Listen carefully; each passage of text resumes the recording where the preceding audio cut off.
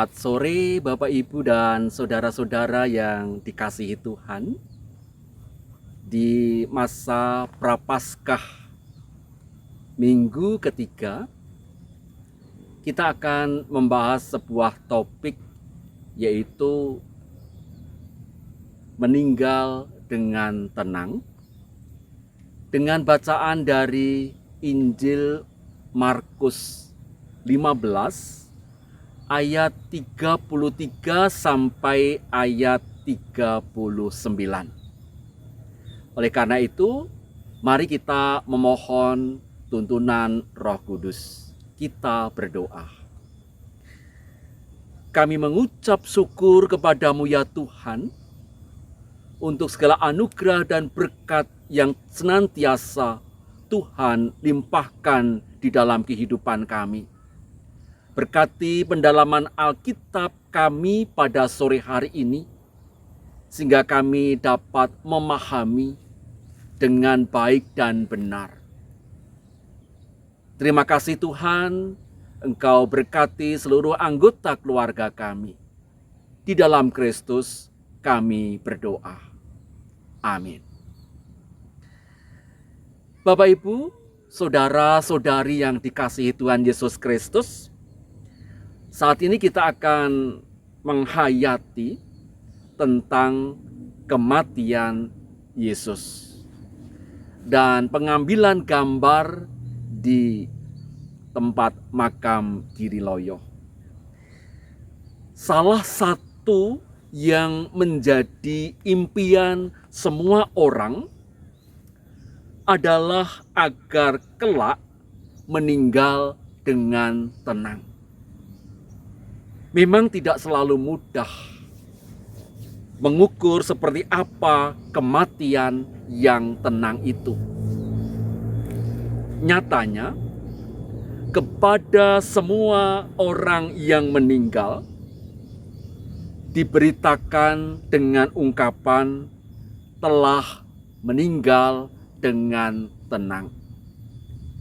Barangkali yang menjadi impian tiap orang adalah tenang dalam detik-detik akhir menjelang kematiannya. Kita merasakan dan menyaksikan bahwa salah satu pergumulan hebat di masa pandemi adalah penderita para penyintas yang terinfeksi COVID-19. Memang banyak yang akhirnya sembuh, namun tak sedikit yang meninggal. Kesepian yang mendalam dirasakan karena pada detik-detik menjelang kematiannya, mereka tak didampingi oleh orang-orang yang terdekat atau yang dikasihi, karena dalam perawatan ruang isolasi. Sendirian menghadapi kematian adalah pengalaman yang berat.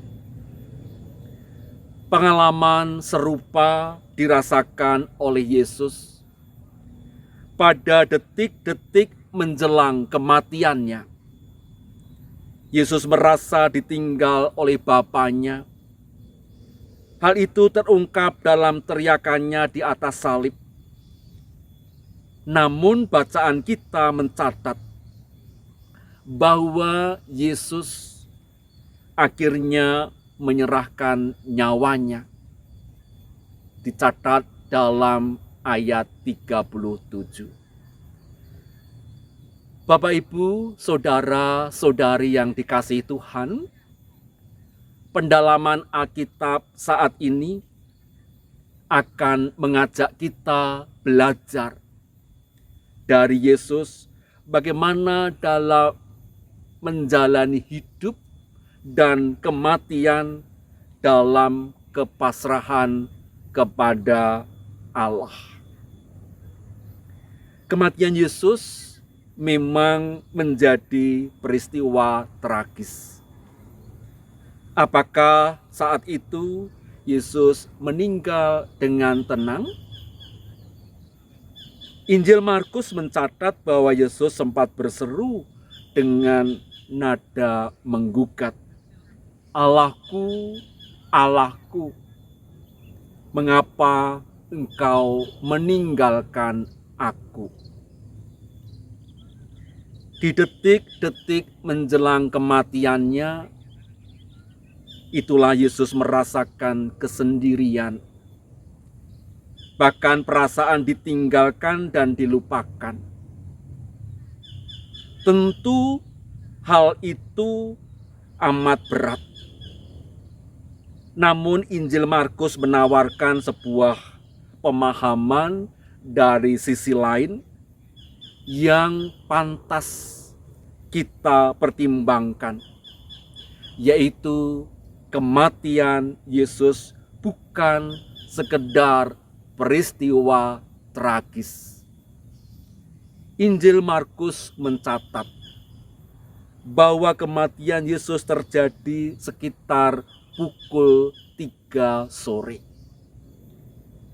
Keterangan waktu di sini sangat penting karena dalam tradisi Yahudi, pukul 3 sore adalah saat bagi mereka untuk melaksanakan ritual persembahan kurban pada sore hari,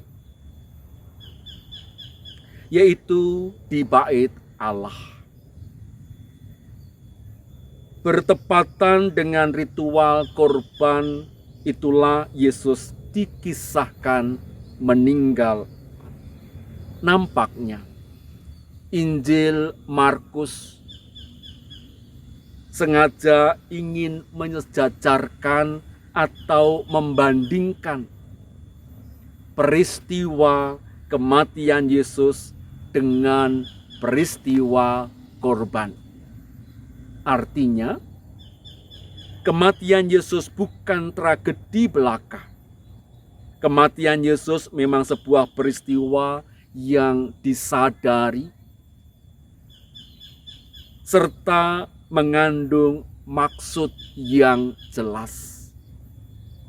Sama seperti ketika orang Yahudi menghaturkan kurban persembahan, dilakukan dalam kesadaran untuk bersembah kepada Allah. Hal itu dipertegas kembali dalam ayat 37 yang mencatat bahwa Yesus menyerahkan nyawanya. Artinya kematian Yesus adalah sesuatu yang disadari karena Yesus sengaja menyerahkan nyawanya untuk keselamatan manusia. Injil Markus tidak menyebut dengan jelas apakah Yesus meninggal dengan tenang. Markus memang menyebut ada 2 seruan atau teriakan oleh Yesus. Teriakan pertama ada di dalam ayat 35. Eloi, Eloi, lama sabachthani. Teriakan kedua ada di ayat 37. Yang mana tak disebutkan isi teriakan itu. Ini adalah teriakan misterius yang disusul dengan adegan Yesus menghembuskan napas terakhirnya. Paling tidak ada 2 kemungkinan yang dapat kita bayangkan. Yang pertama, Yesus mengulang teriakan yang sama, berisi ungkapan mengapa Allah meninggalkannya.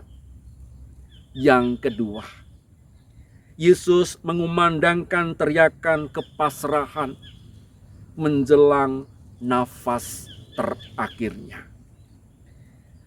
Bapak, Ibu, saudara-saudari yang terkasih, Jika kita kembali kepada ritus korban, kita dapat memaknai teriakan Yesus sebagai teriakan korban. Teriakan korban biasanya jarang didengarkan. Bahkan kematian para korban pun seringkali diabaikan. Dengan berani mempertanyakan apakah mereka meninggal dengan tenang, kita justru diajak untuk berempati dan meneruskan perjuangan mereka. Injil Markus pun merekam teriakan Yesus sang korban itu dan mengajak pembaca, mengajak kita semua untuk mendengarkan serta berpihak kepada para korban. Mari kita akan bersama-sama masuk dalam pertanyaan diskusi, dan ada 2 pertanyaan. Yang pertama, menurut saudara, apakah teriakan Yesus di ayat 37 merupakan teriakan menggugat atau teriakan kepasrahan? Berikan alasannya. Yang kedua, di negeri kita ada sekian banyak orang menjadi korban ketidakadilan, termasuk orang-orang yang diculik dan bahkan dibunuh. Dan itu seringkali juga tanpa jejak. Dalam menghayati keberadaan kita sebagai manusia Paskah, apa yang dapat kita lakukan dalam persoalan tersebut? Selamat kita untuk berdiskusi bersama.